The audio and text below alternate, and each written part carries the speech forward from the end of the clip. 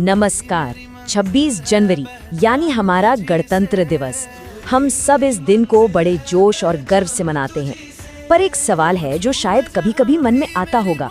जब हमारा संविधान, हमारी रूल बुक नवंबर में ही बनकर तैयार हो गई थी, तो उसे लागू करने के लिए 2 महीने का इंतजार क्यों किया गया?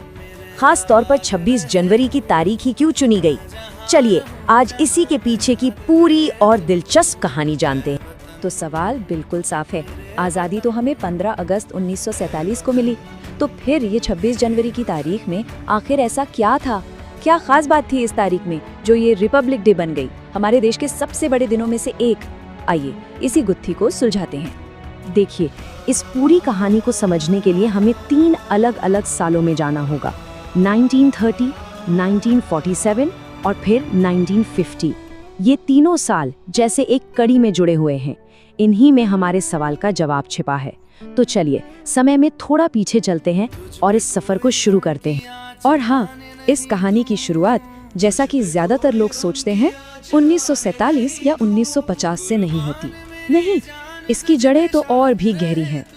हमें इसके लिए जाना पड़ेगा साल 1930 में। सब कुछ शुरू हुआ एक बहुत बड़े वादे से, एक सपने से। तो बात है 1929 की। लाहौर में इंडियन नेशनल कांग्रेस का एक सेशन हो रहा था। और ये कोई आम सेशन नहीं था, ये ऐतिहासिक था। क्यों? क्योंकि इसी सेशन में पहली बार पूर्ण स्वराज का नारा गूंजा। मतलब अब हमें अधूरी आज़ादी नहीं चाहिए, हमें चाहिए कंप्लीट इंडिपेंडेंस। ये एक, आप कह सकते हैं, एक गेम चेंजर था। यहाँ से आज़ादी की लड़ाई ने एक नया मोड़ ले लिया था। तो पूर्ण स्वराज का मतलब था